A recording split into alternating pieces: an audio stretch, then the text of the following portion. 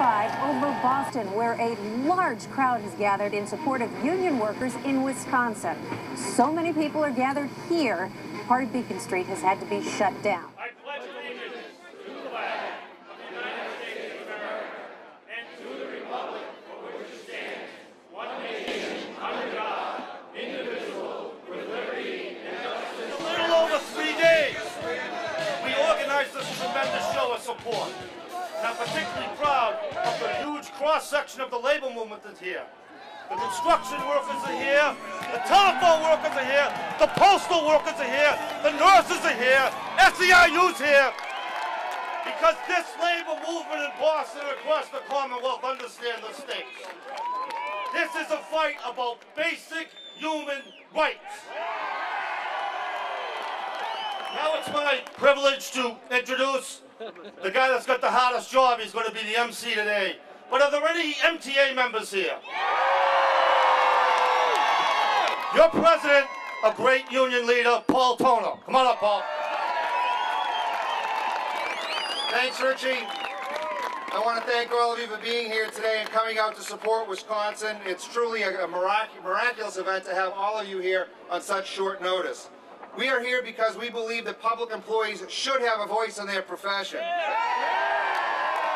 We are here because we believe that all workers should have a say in their future. We are here because we oppose strong-arm, anti-union, anti-worker, anti-educator, anti-social worker, anti-parks employee, anti-trash collector, anti-senior advocate, anti-youth worker actions of Governor Scott Walker of Wisconsin.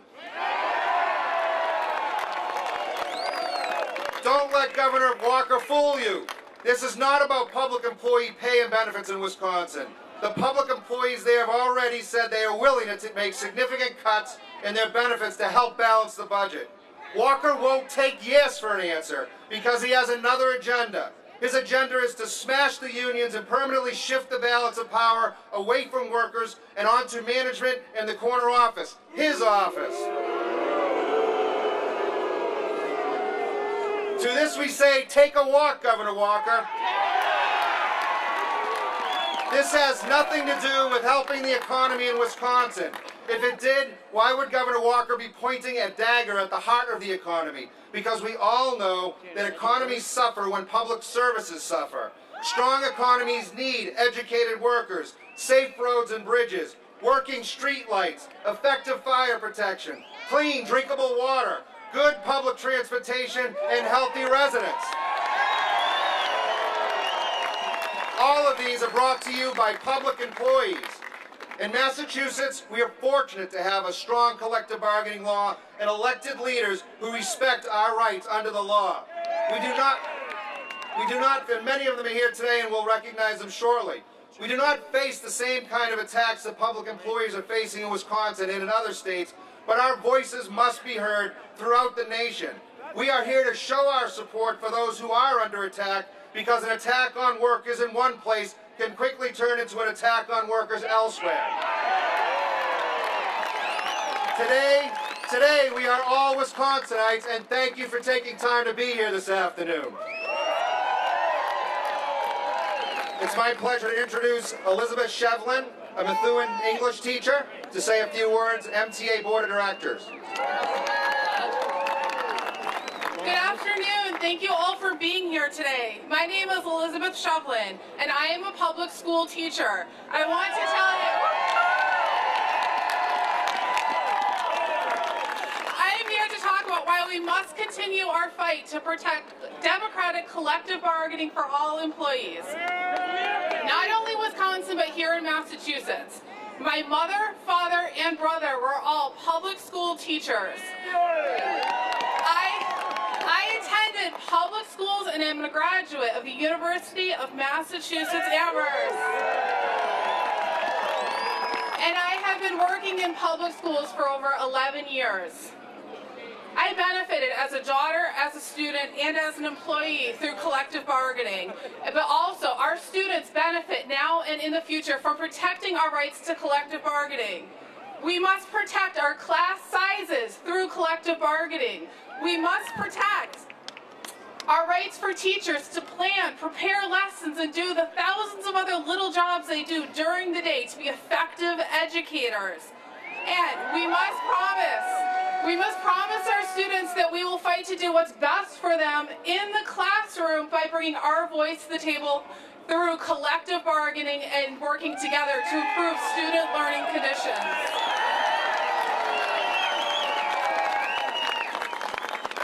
We simply must keep up our fight to keep our seat at the table. We are here today not because we should care, but because we do care about protecting our rights to collective bargaining, not only here, but in Wisconsin and throughout the nation. Thank you.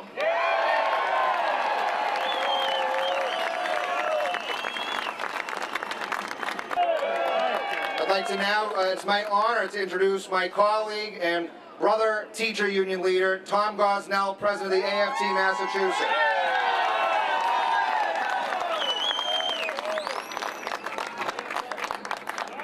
I am Tom Gosnell, president of the American Federation of Teachers in Massachusetts, and also a member of the Boston Teachers Union.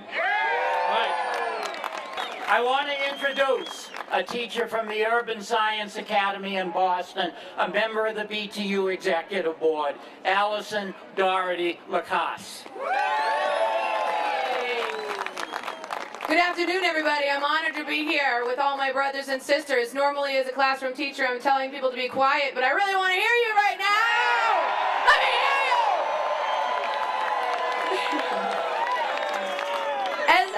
As Tom said, my name is Allison Doherty Lacasse, and I'm a teacher at the Urban Science Academy. I teach children with autism in a high school program. I am a proud Boston public school teacher, where my conditions for my students and my classroom are collectively bargained. The Boston Teachers Union collective bargaining agreement mandates that my classroom will not be overcrowded. It enforces class size, allowing me to give my students specialized attention, which they really need. Collective bargaining provides me and my colleagues with competitive wages and benefits, which is necessary to attract and retain highly qualified professional teachers. We cannot expect excellence from our students while marginalizing their teachers. And quite frankly, in Massachusetts, we have excellence in all of our public schools, and we should all know that. We don't hear it from the media, but we are number one.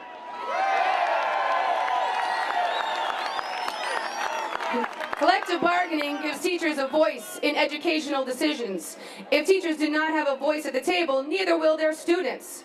Our working conditions are our students' learning conditions. This is my view as a teacher. But this fight is not just for the teachers, and it's for the teachers and public employees in Wisconsin, but not only them. This is a national fight, a call to action for public, for private unions, for all workers, for the entire middle class. We need to stand strong, or everything we fought for and suffered for over 100 years will be gone forever. So stick together. Thank you. As you all know, we have a wonderful congressional delegation. We're happy to have 3 of our congressmen here. I'm going to call them up in order of seniority and have Congressman Ed Markey speak first.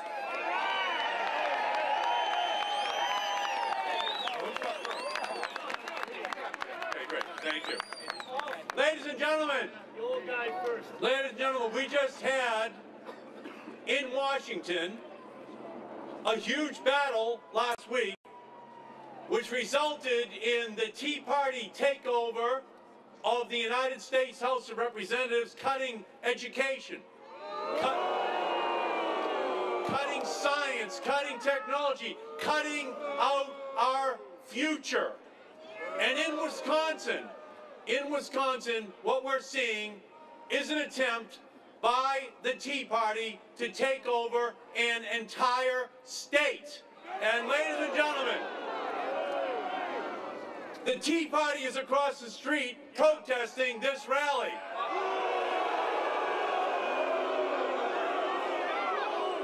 The Tea Party is defending the millionaires. The unions are defending the workers of our country.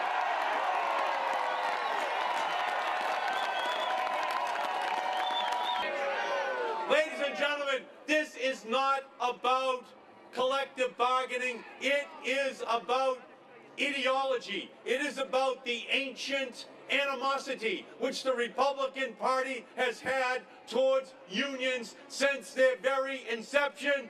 Thank you all so much for standing up and fighting. This is the most important fight we're going to have in our country this year. Now I give you Mike Capuano.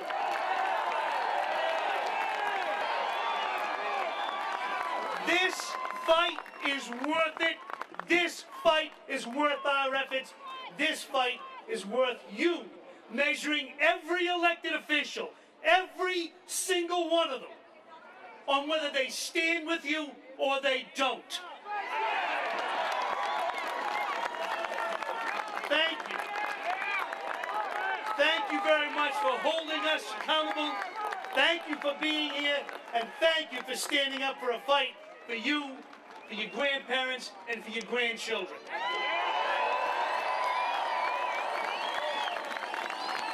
Now I get to introduce one of my friends, one of your union labor leaders, our friend in Congress, Stevie Lynch. Thank you. Thank you, Mike. Every once in a while in the history of this country, there comes an issue that crystallizes what the future of this country will be. There are two visions of America here. There's the Tea Party vision, and there's the vision of the American worker.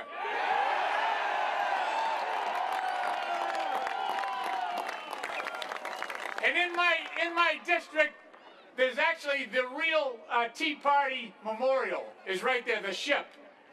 And just for the record for the Tea Party folks and for everybody else here, just for the record, the Tea Party, when the Tea Party actually occurred, back then the colonists threw the tea overboard. The colonists didn't throw the teachers overboard. Senator Pacheco. What's going on in Wisconsin right now is an injustice. Ladies and gentlemen, there was a young man that wrote about injustice many years ago. He was in a Birmingham jail. Do you remember what he said to us in a public letter? Injustice anywhere is a threat to justice everywhere. Everywhere. That means here in Massachusetts, that means any state in the country. That's what we need to stand up and fight for, to make sure that injustice does not continue. Thank you for being here. Keep up the fight. Thank you. I want to thank you all for being here today. I want to thank you for standing with each other, for working people, whether they are in or out of unions, for justice for everyone who gets up and goes to work every day.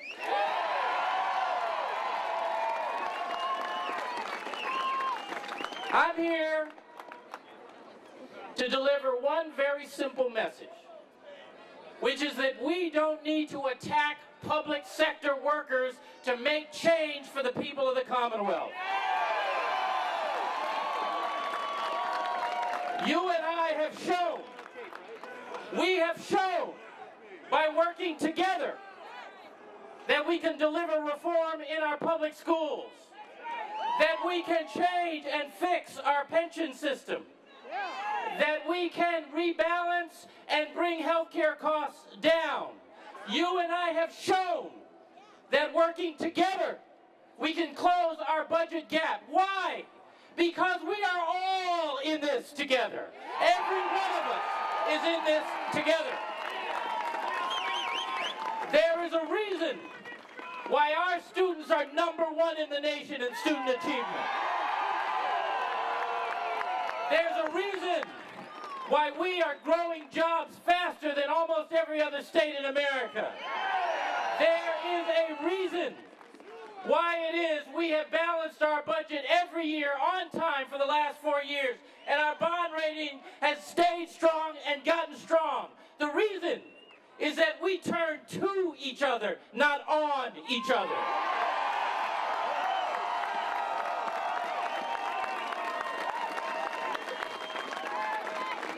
What is at stake in this issue and so much of what we have been working our way through together these last few years is not just an abstract policy choice. Frankly, it's not just the fundamental right of workers to collectively bargain, as important as that is. What is at stake is what kind of commonwealth and what kind of country we want to live in.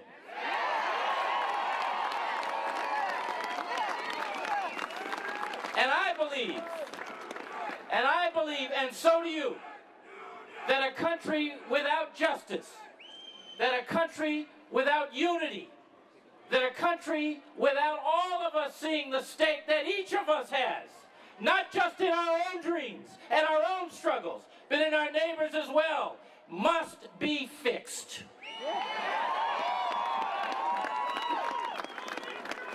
I'm proud to stand with you.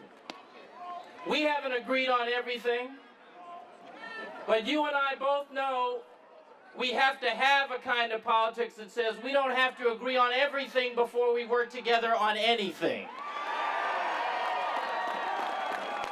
And on everything we do and will continue to do, the voice of working people has been and will be at the table, and in that spirit, I tell you, keep the faith. Keep fighting.